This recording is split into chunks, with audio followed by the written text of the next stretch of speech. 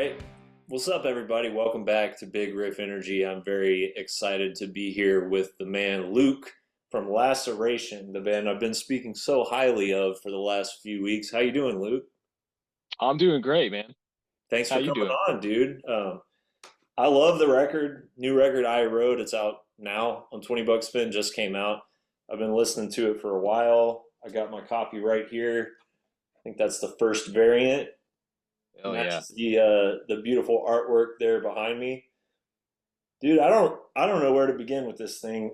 This is the kind of record that reminds me of getting into extreme music, reminds me of why I love extreme music. It's the whole package. Like the artwork is beautiful. The subject matter in the artwork perfectly matches like the subject matter of this horrific fucking world that you guys have created with these lyrics Yeah. and songs. The songs are memorable. The playing is fucking off the charts. The production's great. Vocals are great. Dude, hell yeah. How, Thank you. yeah, right on, man. How'd you guys get linked up with Matt Harvey from Exhumed, who recorded this? Okay, so there is somewhat of a story behind it. Um, and it's not like he'd be like, "Whoa, don't do that." Um, so we played it was last year and okay, actually rewind back to 2019. We had played in San Luis Obispo with Exhumed, and fast forward to 2023, and we exchanged merch, we kind of hung out and everything. It was the kickoff of their what was it, it was like I can't remember if it was a West Coast tour or a full US tour, but it was kind of like in support of this hot sauce that they were doing with hella hot sauce from Santa Cruz. Hmm. And anyhow, so we kind of like chopped it up there and stuff.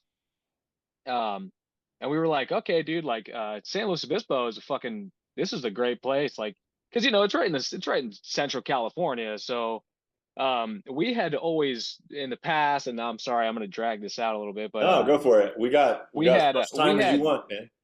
okay, cool, okay, stop me if I'm ranting, but we had never played San Luis Obispo, so it was cool to go down there, especially under the circumstances, playing with Exhumed and our friends in Cartilage, also from the Bay Area. Um, so that was kind of like a cool spark of like, dude, I think there's something going on in San Luis Obispo. And now that was 2019. So fast forward to 2023, last year, we had the opportunity to play this spot that's it's about 20 some odd minutes from San Luis Obispo, Tascadero. Um, a venue called Dark Nectar. And anybody in the underground in California knows Dark Nectar now, especially now. So we played Dark Nectar in 2023, and we were like, shit, we don't know what to expect. Because again, like the shift of like the scene and kind of like the influx of people coming out to shows was much different in 2019 pre-pandemic than it is now, and so again, it's kind of like um, over the last couple of years getting back into things, it's definitely been a gradual, like, holy shit, there's like young kids at shows, like, young, like, kind of like when I started first, all of us first started going to shows, like hungry for, you know what you're, hungry for the genre that you're looking for, whether it's anything within this extreme spectrum. Um so we played this place, unknown venue to us at the time, Dark Nectar, and we're like, I'm pretty sure Matt Harvey lives down here, pretty sure like these guys are from here. And it's funny because we kind of like razzed him on it when we were recording the record, like talking about going down to that show. We're like, man, if Matt Harvey ain't here, this fucking thing, like it's gonna, he fucking better be here. Yeah.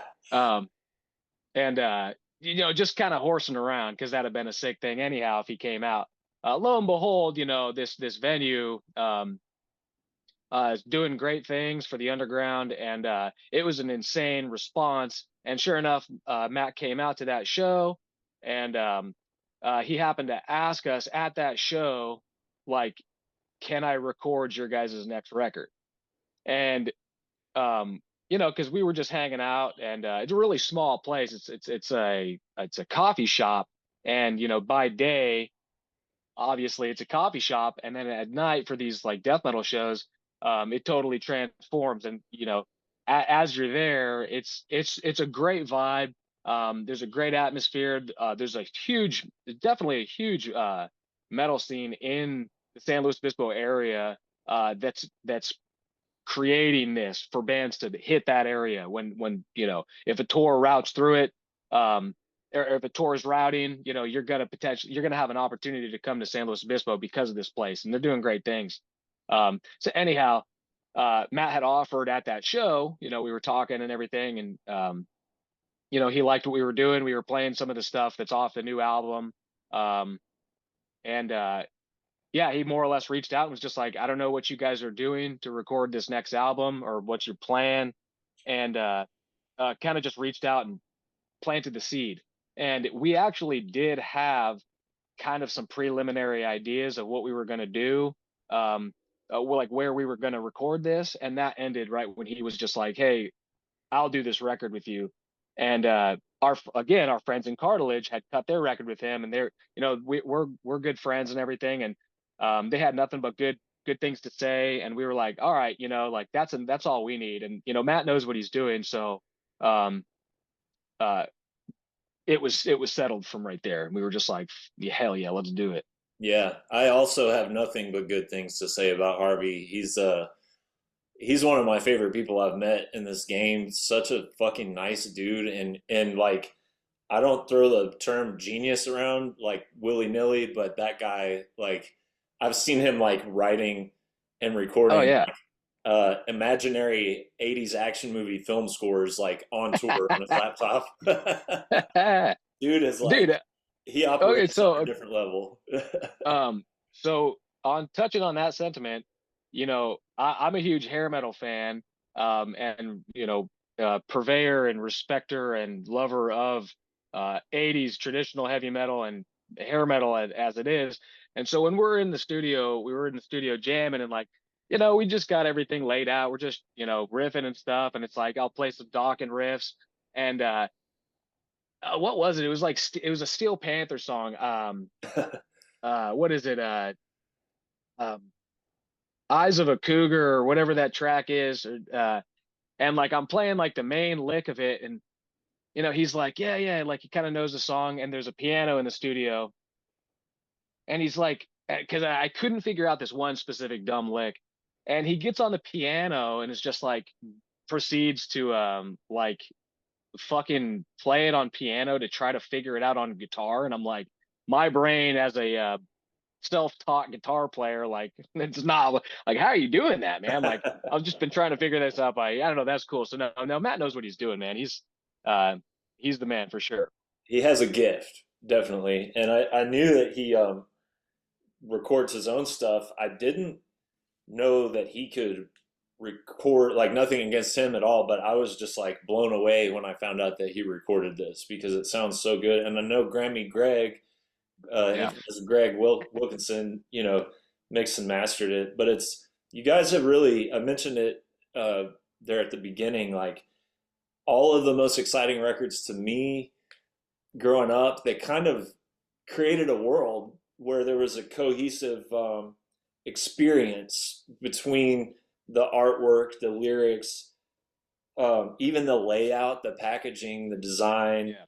the themes, the music, the production, everything. And man, it's all represented here. It's just such a cohesive vision, and it's just it's such an engaging experience. And so I want to talk a little bit about the way you guys tracked it, because a lot of extreme music nowadays, it seems to me that it's being quantized to death, and the drums are Yeah. being sound replaced, and maybe it's even amp modelers and all kinds of I don't know, dehumanization of it. But this to Yeah. me feels incredibly human in the best way. So how did you guys approach the tracking? Was that a specific goal that you guys had in mind?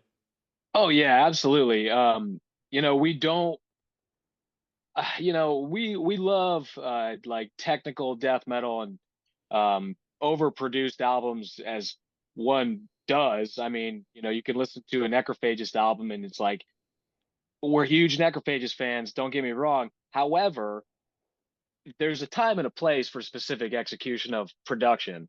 Um, and we're not the type of band that is gonna go into the studio and be extremely picky and extremely polished, um, because that doesn't translate to the stage. You know what I mean? Like when it comes to Laceration, it's always been a fundamental attribute that play it as, of course, okay, don't get me wrong, a record is going to sound like a record and live is going to sound live, but at least you can be as human as possible in your perfection of recording the record, and adrenaline could help you along the way on a live set.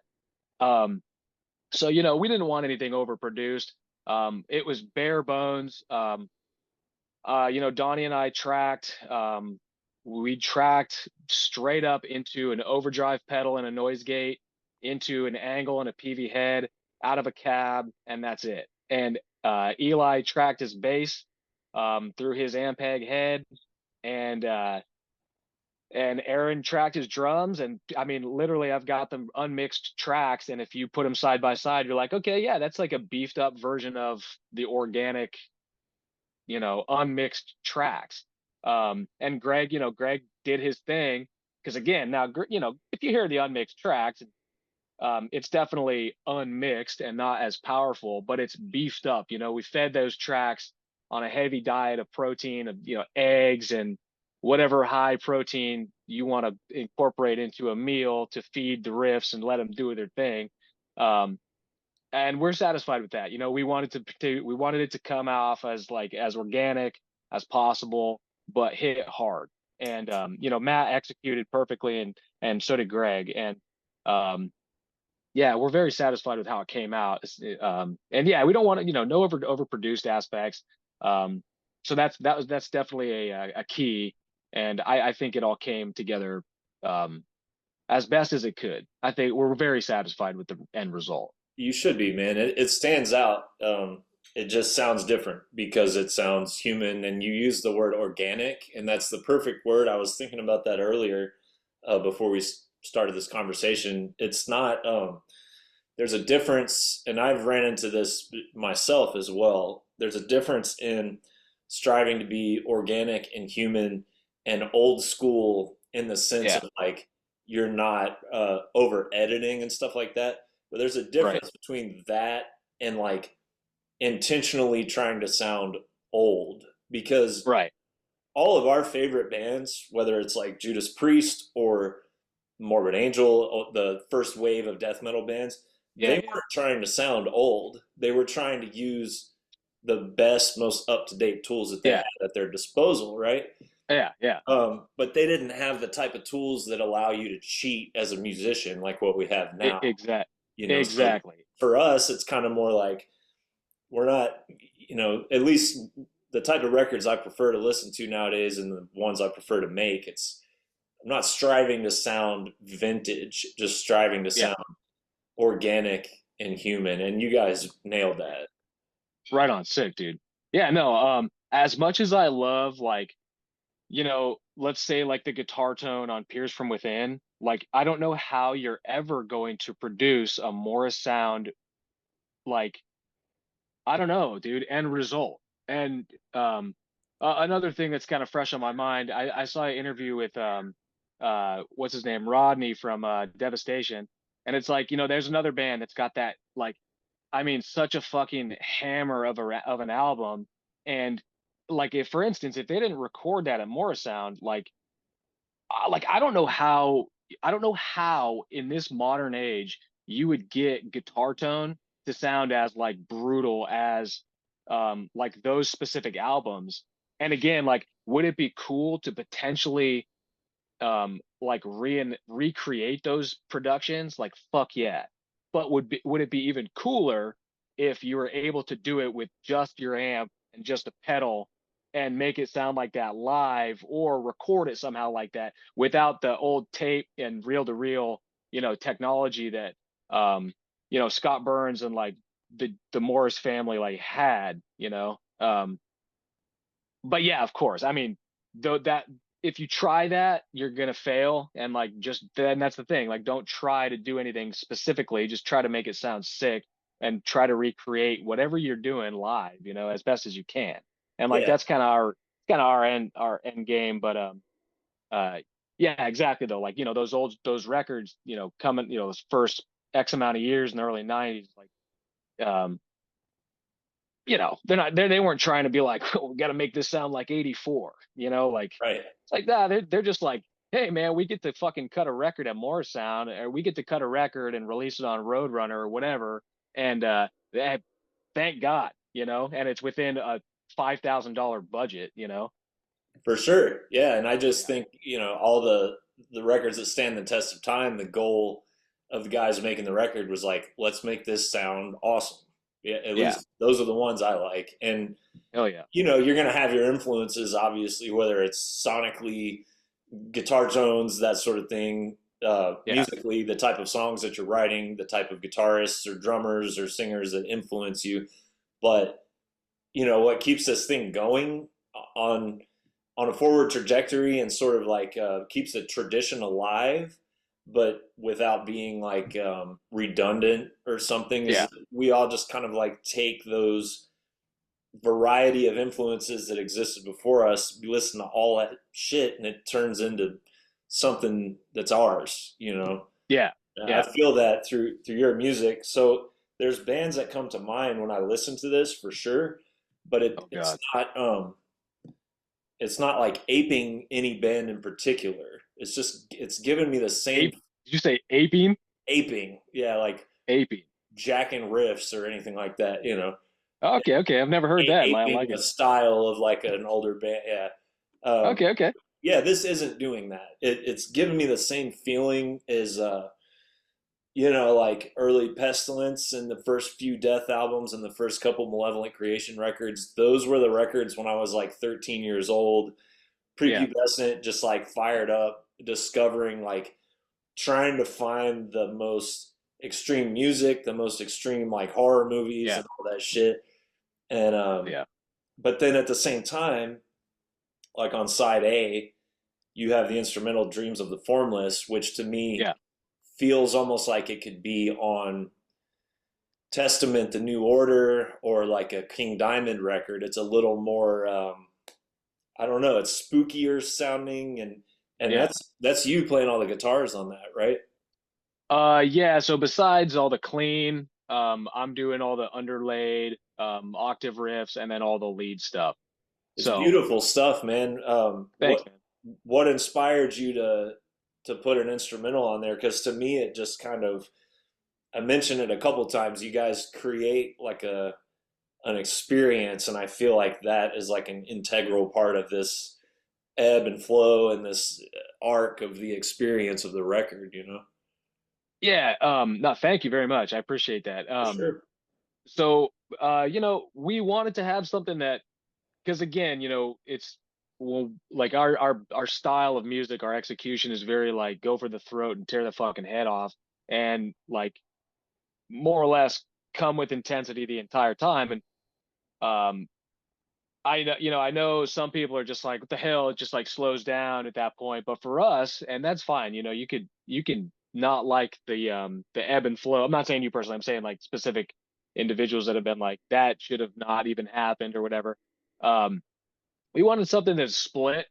Something to split side A and side B, and the title track and more or less thematically um, of the album, the degradation of humanity and the overtaking of nature reclaiming itself.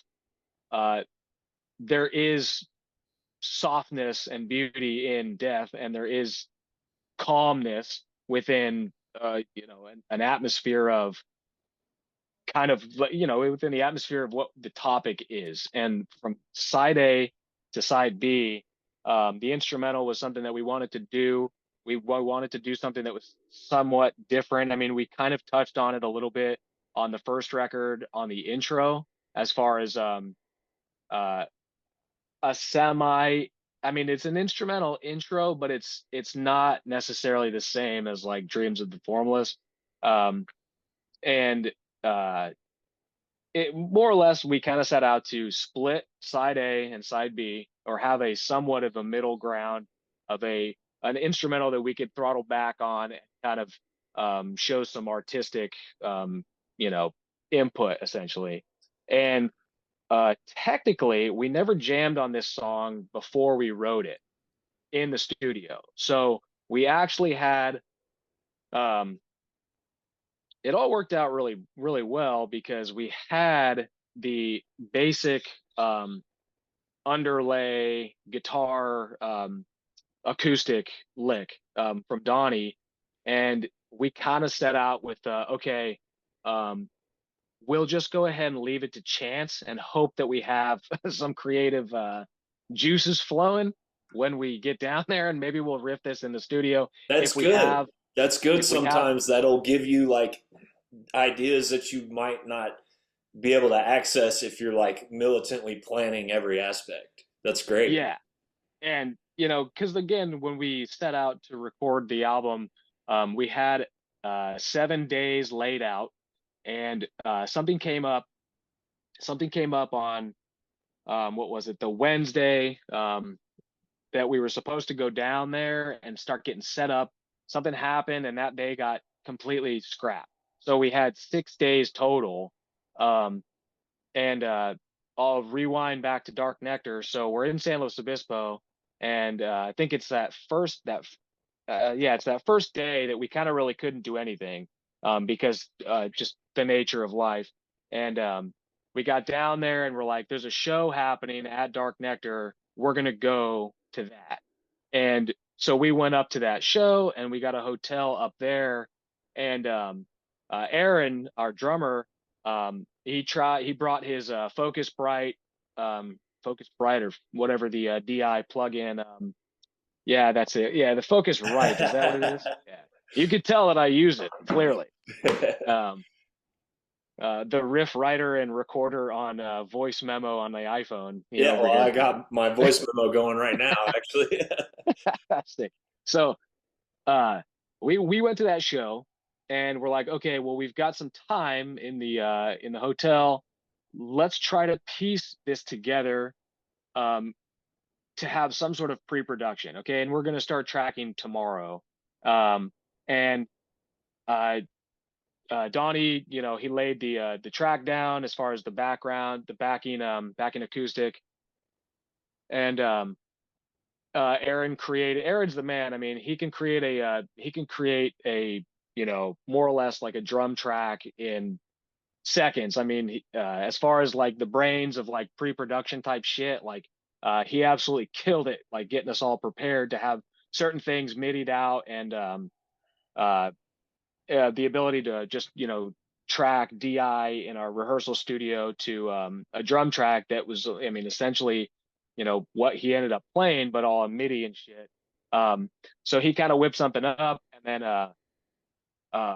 yeah, I kind of like I had some rough idea of a lick, and you know, the boys liked it, and it was like, okay, well, you know, we kind of have this demoed out now. So tomorrow, or the next day, because Aaron did drums in uh 2 days, or it was I think he took like 2 days, Damn. laid the drums down, and we were like, okay, we have something. So we laid the groundwork, and then in the studio, then it was like a matter of, okay, well, yeah, let's extend this and do that. So we essentially wrote the instrumental like while we were down there and within the 6 day period of recording everything.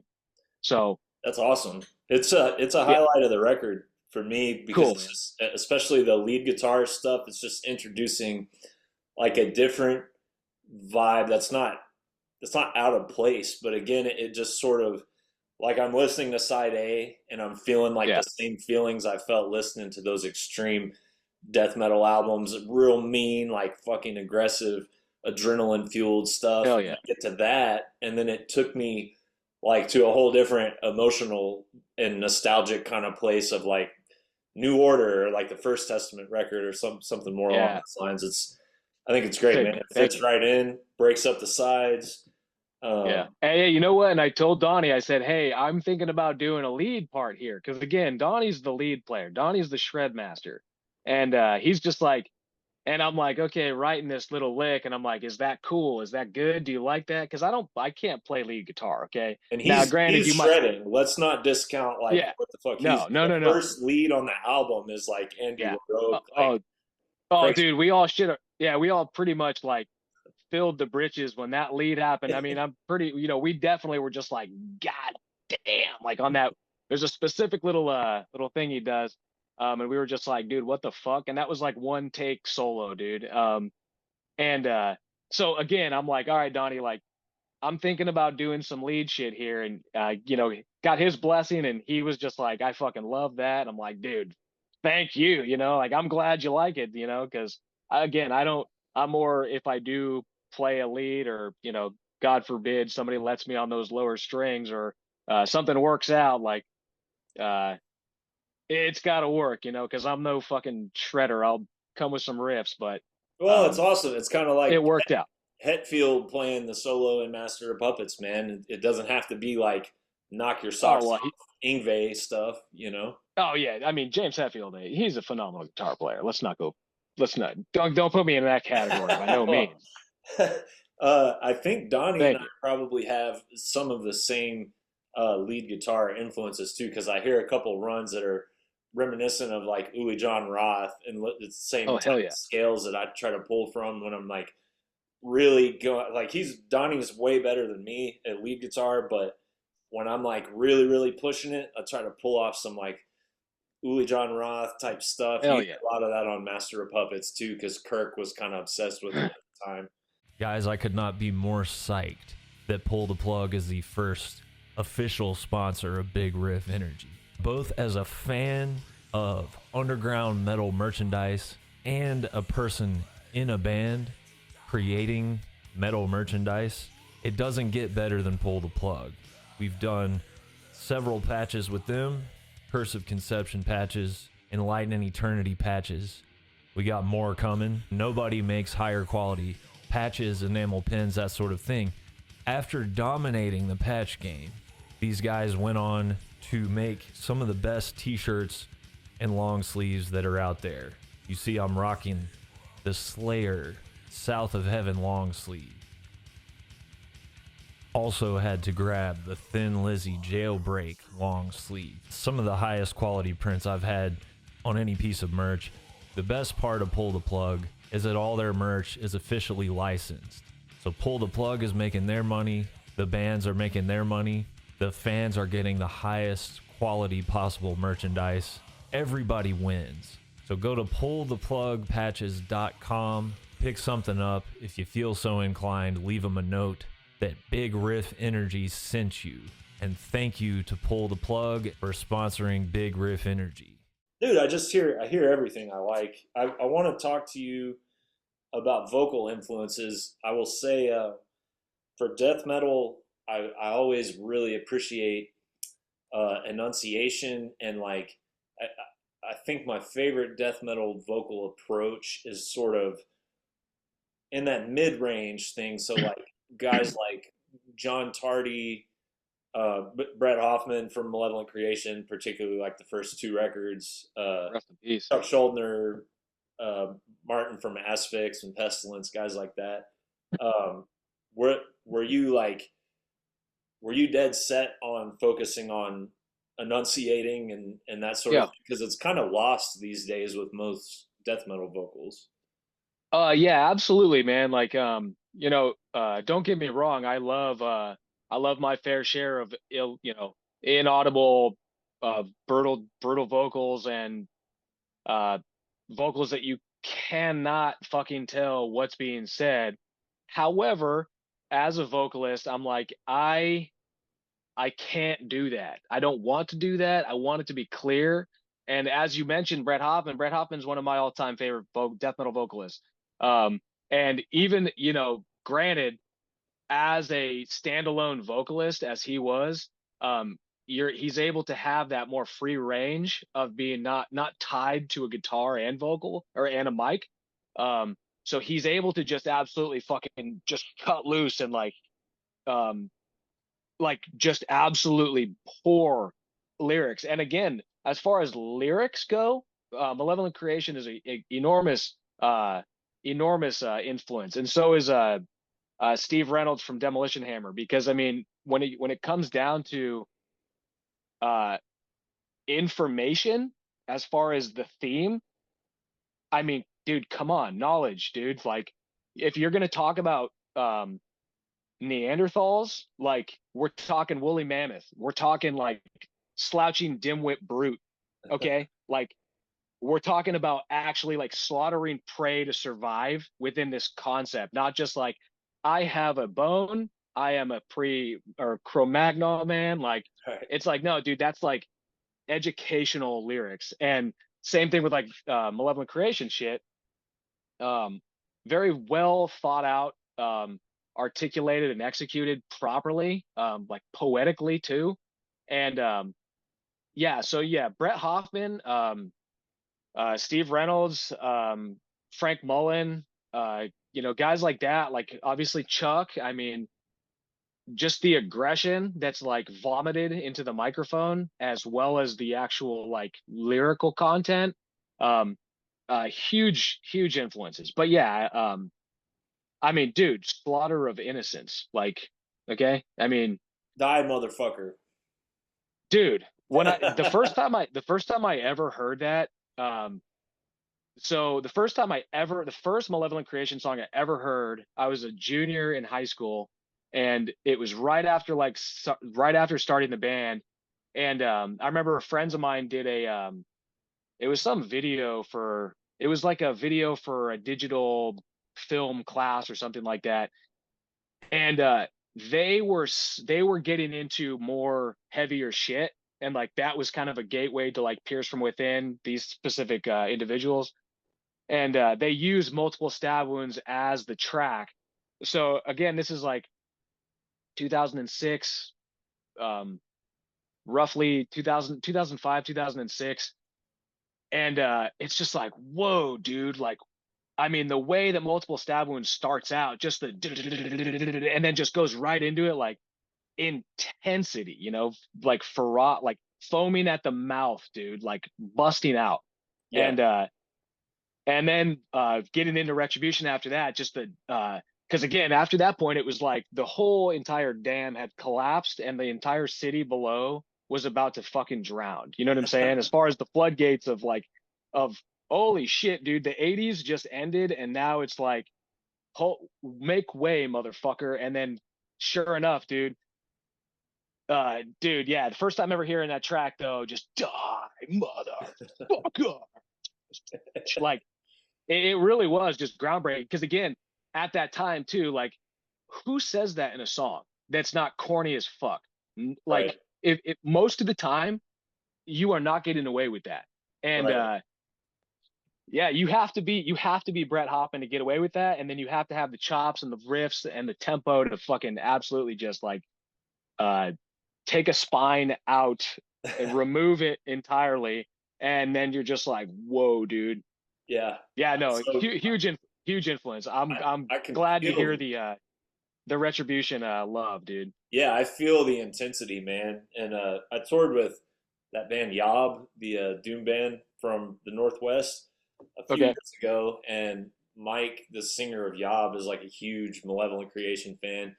And I'm pretty sure that he and I, like every day of that tour, talked at length about that one part of that one song. It's so And sick, dude. dude, part It's of so what sick. makes it so intense is A, he doesn't sound like he's trying to do a proper, quote unquote, proper death metal vocal. He actually sounds like he's so mad that he wants to kill somebody. Yeah. He sounds like he's in Yeah. the process of murdering somebody. And then Oh yeah. B, like leading up to some of those really brutal lyrics, Yeah. he just does that thing that starts, it seems like his mouth is like closed. Yeah. It does that long like howl thing. Yeah. I don't, dude. Uh, that was one of those things that I've like tried, and I just don't know how he does that. I really don't. It's so crazy, dude. It really is like, uh, you could talk about other vocalists that like, it's like, oh, that guy could do that, or this guy could do that. dude, nobody's doing the Hoffman fucking whatever you even want to call that, like painful, Yeah. like I don't even know, dude. I wish I could do it. If I could, I probably shouldn't because it's like, no, that's his. You know what I mean? Like, don't even. Yeah. But yeah, that it's insane, dude. I don't know if anybody else can do it. I've never really heard I don't think anybody anybody can. do that You, exact thing. I think you have to be 6'6" or however tall he was, and just do the whole fucking like I don't know, man, like skeletal thing. Like he's that his stance on like his thing. You got to have a button down shirt that's completely wide open and denim jeans with rips in the knees, and then just fucking somehow just give it your best. Yeah. But yeah, You mentioned, incredible. Rest in peace to the man. I was gonna say, man, rest in peace. You mentioned Rodney from Devastation. I just talked to him last Yeah, week, and he mentioned that Devastation took Malevolent Creation on their first tour and yeah, Demolition Hammer as yeah, well. yeah. But he told me not during the interview, but I don't think anybody would mind me sharing this. He just said that Brett was such a fun guy. He was like, that's one of the most fun people I've ever toured with. He said That's cool. he played one of the shows on that tour was like 75 days long or something. But Jesus Christ. yeah, he played one of the shows in nothing but tidy whities one night, and Fuck, dude. Rodney was like, I dude, tell you, 70 some odd shows at that time. Like, I'm sure there was some nights where it was like you're playing for like 8 people from town. That's they're yeah, not really stoked to be there. yeah. But Rodney said, dude, back in those days, like that was not something that you do in the death metal scene to do something crazy and silly like that. And That's crazy. he had a lot of respect for him, man. And yeah, what a fucking Yeah. singer. Hell Another yeah. little like parallel like nerd inside thing that I really really appreciated. Well, for one thing, I was kind of revisiting Retribution, the second Malevolent album Yeah. today, and yeah, like you said, reading the lyrics, and it's so based in reality to the Yeah. point that it's like it is uglier and more evil and more painful and more horrifying than any sort of like of the Fantasy aspect. worst fantasy that you could come up with about hell or demons or whatever. This guy's Oh yeah. drug addiction, murder, all of that. Yeah. And I get the same vibe with your lyrics, and also you have a sample which I appreciate a good sample so much, but it's Kuklinski, right? The It Iceman. is. Yeah, that's Everybody, right. everybody, go look up like what is it? Confessions of the Iceman HBO Yeah, documentary, that's right. Yeah. which I feel like that's a good tie with kind of like insider joke with the malevolent thing. It's just that real base. It's okay. Now it is somewhat of an ode, okay? Um the track Iced, obviously. Um okay. Yeah, for the longest time, okay? Now, granted, it's not necessarily intentionally this way, but for the longest time, uh as a teenager and as a young adult, like bleeding, that specific album, I never knew what the fuck that quote was. Okay, I never knew it until like 15 years ago. Um, I'm watching this random YouTube video, and it's a three part video of Richard Kuklinski, and I'm like, damn, this is so captivating. And I'm not like again, of course, I'm not this. I don't go seek out brutality. Okay, I'm not like I do not like gore. I don't like watching that aspect of um our human involvement with the destruction of ourselves. However, there was just something captivating about this specific serial killer that was like, holy shit, man, like this is crazy. This is really deep. This is really heavy. Um, and sure as shit, it's like part 3 or something. And I'm like, dude, that's the clip. And like, dude, this years, okay. There's one specific sample. I think it's off of randomly enough off of a Demolition Hammer, the third Demolition Hammer album, Time Bomb. there's a sample in that where it's just like, dude, what the hell is that from? Like, I need a resolution on this. Um, and but to get the resolution on that specific, the end of the track Ice, um, uh, that was very cool. And I'm like, holy shit, dude, it's the Iceman. Um, Same thing with well, crap, no, off topic, but yeah, no, and in that track specifically, that track is not necessarily, it's not by no means is about Richard Kuklinski, the track Strangled by Hatred.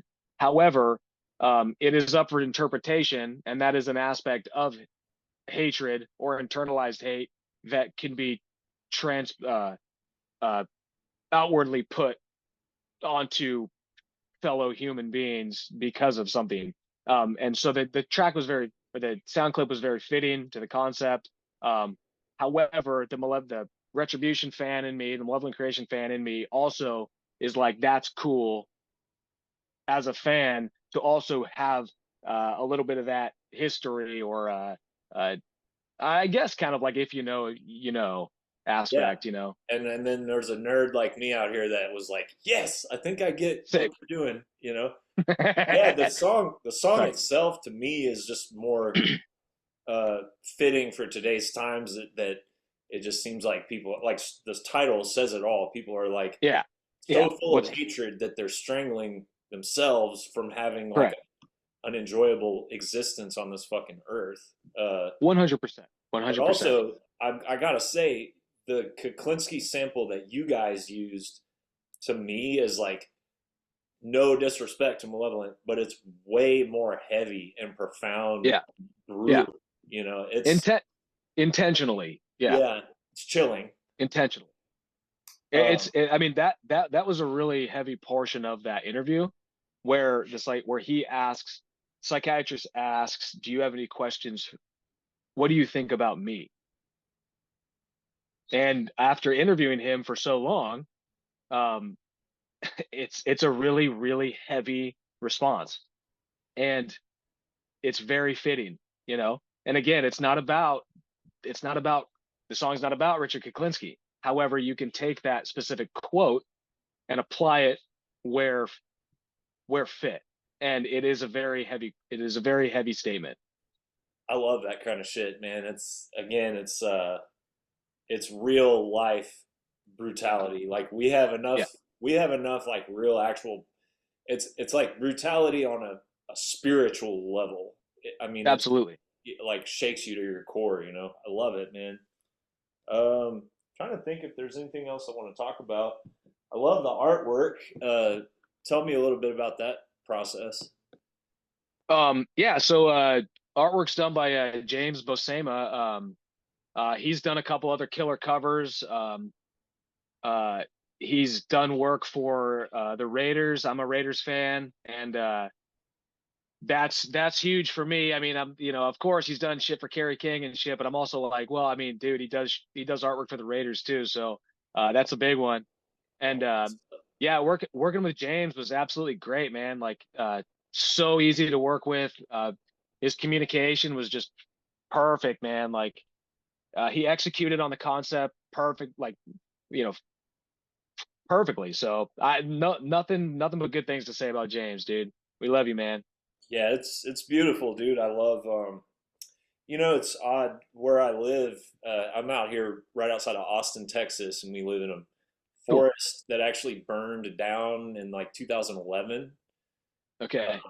And we've been here for the last 3 years at this particular location. But and I go on walks around the area, and I just kind of ponder on like, you know, you mentioned it when we were talking about the instrumental track. Like, you can see where all this destruction and death happened. There's animal bones of animals that like didn't make it out of this massive forest fire, and there's trees laid Yeah. down, and all kinds of just the remnants of like death and destruction. Yeah. But then from that, you know, springs new life, man. And I think that's a beautiful way to capture that concept on this cover. Absolutely. And that appears to Yeah. be No. themes of the albums. I mean, kind of like the primary theme. Is that right? Yeah. Yeah, absolutely. Rebirth, reclamation of nature, you know. I mean, what have we done to this planet? What have we done to this earth that feeds us, that keeps us here, and yet we continue to choke it out? And go figure that, Yeah.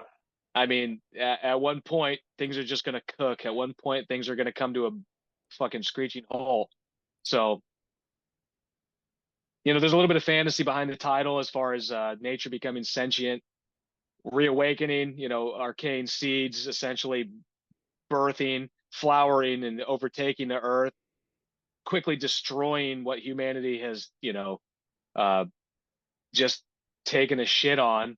And, you read the lyrics and forge your own, idea, but it's pretty laid out as far as conceptually. So Love it, man. yeah, no, James absolutely nailed it though. I mean, from the rough sketch to the overall concept. He was such a pleasure to work with and executed on the color scheme and the balance like wonderfully. So uh, super sick, man. Like we're stoked on it. Yeah, definitely. Me too, man. Yeah, hopefully we can start to course correct a little bit and not fucking destroy ourselves so that we can have more awesome metal records like this one, man. Yeah, we'll see. Yeah, we'll see. We got a lot of work to do. Yeah, man. Dude, thank you so much for your time. Is there anything you want to add? I also want to shout out 20 Buck Spin, who's one of the Hell yeah, best labels on planet Earth, best studio fucking on a Earth, right. crushing it. And I'm very glad that you guys are working together. I think that's a match made in a fucking decayed, sentient mushroom landscape. Hell yeah, sick, man. Yeah, no, $20, dude. $20 for the win. The boss. Hell yeah. Yeah. Anything else you want to add? Catch us on tour, man. If you're gonna be in the Southern California area, Arizona, Las Vegas area, Oregon, check our Instagram page out for all the updated dates. I'll throw some. Um, I'll throw the tour poster right here. hell yeah. Yeah, check us out. Follow us on Instagram, Laceration Official. Check us out on Facebook if that's what you do, Laceration US, and support the underground, man. Go check out local bands that you like when they come through your town, and not, I'm not telling you, I'm telling everybody else. Well, But dude, I should probably do it more, honestly.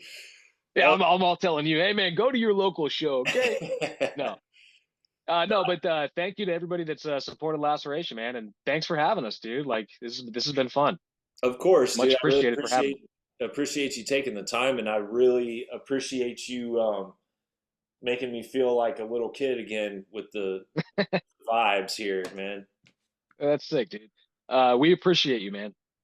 Appreciate you guys too. Cheers, brother. Thank you. Hell yeah, sick. Later. All right, peace.